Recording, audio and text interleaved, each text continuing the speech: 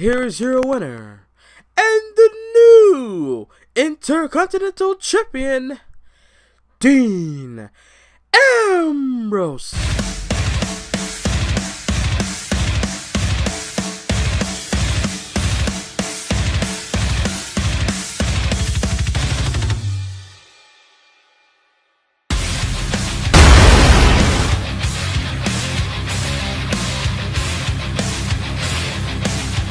Welcome everyone to SmackDown Live review for January 3rd, 2017.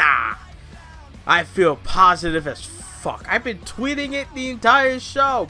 I feel so positive tonight when it comes to SmackDown Live. You see, Monday Night Raw yesterday, I was barely able to comprehend what was going on Raw. Granted, it was 3 hours, but still, sitting there and just like, here's how you know Monday Night Raw is that bad. When the first 10 minutes of the show goes on, I shouldn't have to be muting my fucking TV to go on Twitter and tweet and go on my laptop, watch YouTube videos, or be on the WWE Network and watch some old Monday Night Raw videos, old Monday Night Raw episodes. I shouldn't be doing that. I should be sitting here on my chair, facing the TV, watching the show. But no, I'm doing the opposite. Now tonight, SmackDown, I'm watching the show. When it's commercial, I'm on my laptop and I'm on my phone. But when the show gets back on, my eyes is watching the TV screen. Everything tonight, they continued the momentum they were riding on from last week's show, and SmackDown beat Raw in the ratings, right? Here's the sad thing about this. They were in the same city that week. Monday Night Raw was in Chicago, then SmackDown, same place. How does SmackDown beat Raw in the ratings when they're in the same place? Now, I'm thinking it like this. Okay, Monday Night Raw is the first show you go to, right? You regret going there, right? But it's the first show you watch. And then SmackDown's the other show where it's like, you don't really need to watch it, but yeah, you watch it anyway. That's how I feel. You know, like, SmackDown is a great show. I just don't feel the need to really actually watch it, you know? But then again, I did watch it when it was taped anyway. But yeah, now look at it. Huh? Like, that's just sad to me. It's sad that Raw was there first, yet they fucked it up. SmackDown recovered us, and now look at us. SmackDown is on a roll for like the third or fourth, fifth, how many fucking weeks. SmackDown beats Raw, in my opinion. The ratings, yeah, sure, they finally beat them in the ratings, but to me, when it comes to the brand split, SmackDown has been on a higher level than Raw ever was, right? I'm not gonna lie, the Monday Night Raw I went to, right? Obviously, SmackDown was second place that week because I went to Monday Night Raw. I was there live. But the Monday Night Raws I can remember being good, like the one where Kevin Owens won the Universal title, the July 25th edition of Monday Night Raw. You know, those were good. You know, SmackDown, like I said in my podcast, or like I said before actually, SmackDown to a lot of people started shit. And now look at it. Now SmackDown is being praised like if it's the Lord above itself. Like, SmackDown's being praised so much. And yet I see people trying to fight it, how SmackDown is not the great A show. SmackDown's not a good show. So basically saying you don't like being entertained the right way, you don't like wrestling, you don't like, I'm sorry, and you don't like the 2 hours. Now, I saw a clip on YouTube from WWE.com themselves. Freaking JBL said something that actually brought to my attention, and I understand. I mean, I knew this for a little bit, but the way how he put it, it sounded way better. The main reason why Monday Night Raw went to 3 hours to get that extra revenue, they made like $5 billion around there. You know, that's the reason why. And yeah, JBL disagreed with a lot of us saying that Raw should be 3 hours just because they're making extra money. right? But to us, we're not looking at it as they don't need the money. They're the biggest company ever. They're the biggest and probably the best company they have in the United States, North America, also maybe ever. WCW is gone because they bought it. ECW is gone because they bought it. TNA is barely living now. It's no longer living off a machine. It's like when 50 Cent got shot up, right?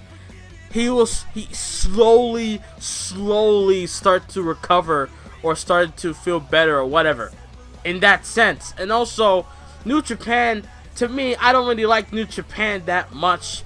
I mean, I like the people there, but I don't really like New Japan itself because maybe it's just Japanese wrestling. I'm not really a fan of that, but you get my point. Ring of Honor, it just feels, more wrestling, and I don't really know people that much, maybe I need to watch it more to understand it, but that's just me.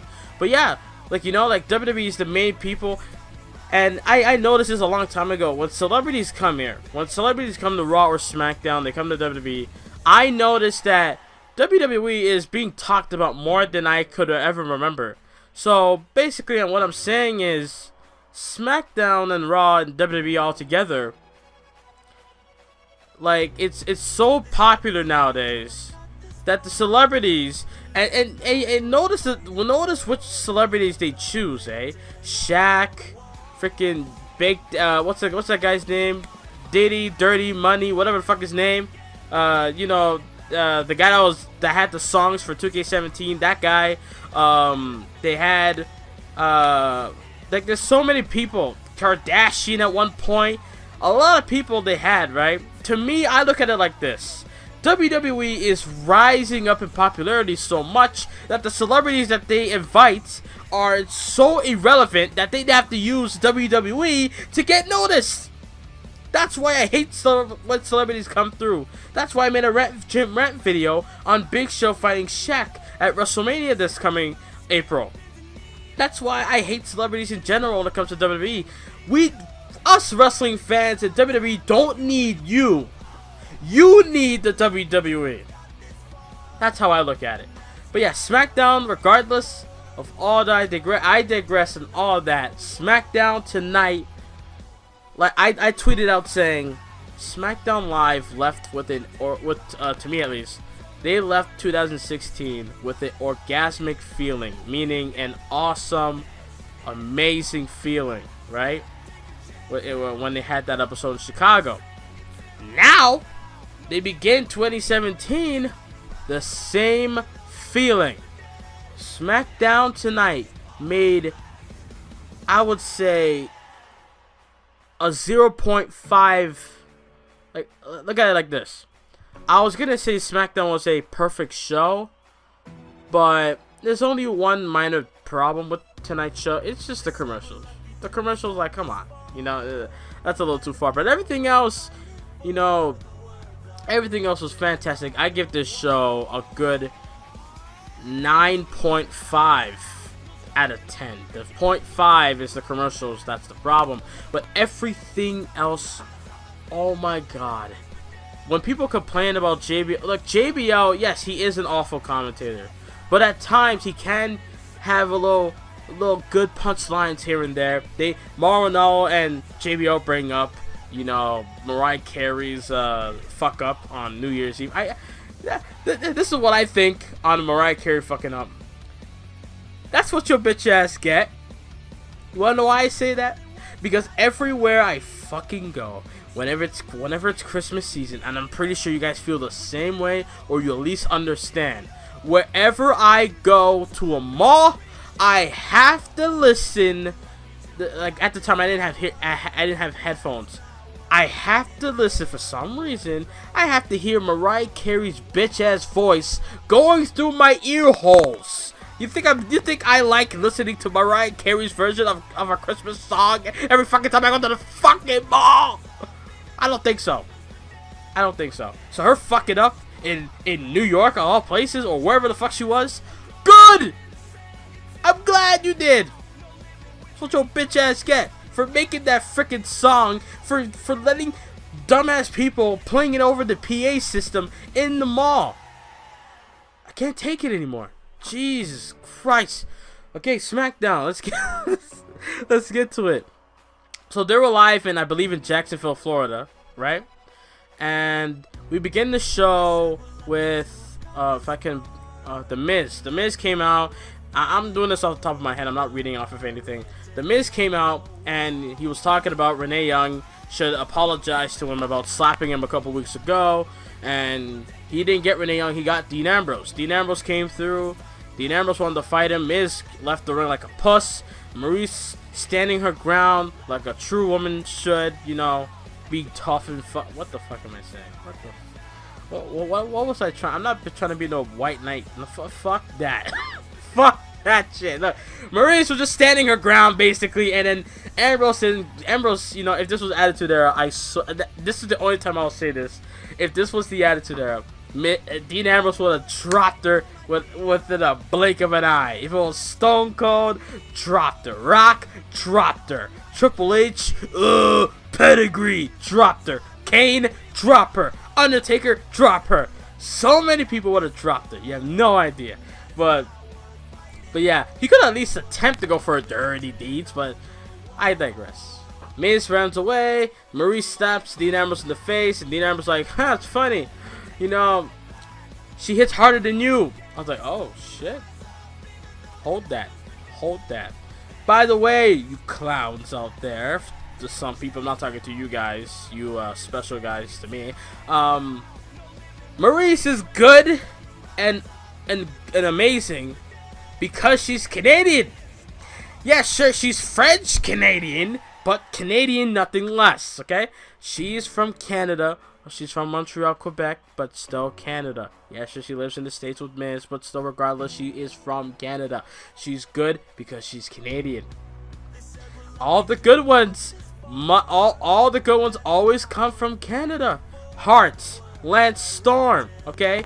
Jericho, Benoit, Owen Hart, Edge, Christian. Need I say more? Roddy Piper's Canadian too, by the way. Hope you guys know that. I did research. Roddy Piper is from BC. Yeah, he's Canadian. So, Ty Dillinger, Bobby Roode, a lot of good ass Canadians. And by the way, now that I'm bringing that up, Natalya. I'm saying this with a smile on my face. This was hilarious. I tweeted this out. Natalya has the balls to say she's better than her uncle Bret, mainly because Bret Hart tweeted out a picture of him holding, hugging Nikki Bella and saying how she's strong and independent or whatever he tweeted out. Something good about Nikki Bella. Natalya has the balls to say that she's better than her uncle. Okay, if you're better than your uncle, why did you have to bring your uncle to Chicago back in Payback to fight Charlotte for the women's title? Natalya, why is it whenever you have to have a family member by your side, it's always Bret Hart? It's never your father. Your father has a great name, Jim. Okay, Jim Neanville Neidhart. He is a legend in his own right. Okay, yet you only bring your goddamn uncle Bret Hart. I love Bret to death. I don't complain that, oh, you know, I only complain that she only brings Bret. I feel like this is a Vince McMahon WWE thing. Like, no one's gonna care about her dad coming, or maybe her dad doesn't want to show up at all. I don't know, but at least try to get him, you know. But he'd be like, I tried to get my dad couldn't show up, but I got the next best thing. Bret Hart comes out, like something. I don't know. That's just me. But yeah, Natalya has the balls to say that she's better than her uncle Bret. Okay, at least Bret Hart won WWE titles, won Intercontinental titles, won Tag Team titles, won King of the Ring, main evented WrestleMania. What the fuck have you done, Natty? Let me see. You fought for the Divas title back in 08. You did nothing in 2009 but team up with the Hart Dynasty. Then later on, you went on to win the Divas title. You held that title for about a month or 2 months, and then you lost it. And then you did nothing from 2011 all the way to now. So, Natty, What the fuck, bro? But anyways, she's saying that she's better than Bret Hart. I highly fucking doubt that. And she talks about, you know, Nikki Bella, you know, your beauty will fade. You know, it'll fade away. You know, and then after that, John's gonna realize that your beauty's fading. Then he's gonna leave your ass and you're gonna die alone. That right there was the nail in the coffin. Nikki Bella formed her in the face, knocked her bitch ass out. So that was good. American Alpha, they teamed up against they went up against the Breezango, which lasted for a couple of seconds, which was sad. But yeah, Whites have invoked the rematch clause next week on SmackDown Live, so I can't wait for that one. And Carmella and Ellsworth. I think I'm getting this wrong. Like, you know, I tried to get a girl once. I'll tell when I get to 1,000 subs. I'll tell you guys that story. But the thing is, you see, I was giving her gifts at one point. I felt like I was on the right track, right? So I was gonna give her a video game because she's a gamer like myself. So I'm doing this whole thing wrong. In order to hang out with a good-looking chick, I should give them a present, right? And the present I should give them is wearing a t-shirt, maybe my own merchandise, which I don't have in real life, but you know, maybe I get my own. Maybe I should wear a t-shirt I already have. You know, maybe my old John Cena 2009 shirt, or one of my sweaters. I don't know, my plaid shirt, something. I don't know. One of my old shirts, and say I got something for you. Take off the shirt and give it to her, and then she likes it, and I get to walk with her. Is that what's good in the streets? If that's what it takes, then I'm doing this shit wrong. Then I need to learn. I don't know what the fuck is going on with Ellsworth and Carmella, but yeah, that's going on. And Carmella won her match against Aaliyah from NXT, which, by the way, she's from Toronto, Canada. So mark my words, if she's ever great in the future, because she's from Canada. Just saying. And Carmella got a win. She's hugging, going all over Ellsworth. They didn't kiss him though, but still, you know, thank them for the win. And yeah. John Cena, AJ Styles contract signing. This had me sweating. Well, my window wasn't open, but this had me sweating through my socks all the way to my forehead and my hands a little bit. I was sweating. That's how good the segment was. That's how fire the segment was. It was fucking. It was like if they're doing a duet and they're producing their mixtape, right? That shit was fire. That segment from AJ and trying to bring Daniel Bryan into this, all the way to Baron Corbin getting in Cena's face, and Cena was like, "All right, bitch, we don't need nothing. We could just do this right now. We could just fight right now." Styles clocked him with an enziguri head kick, and Corbin's like, "AJ Styles is right.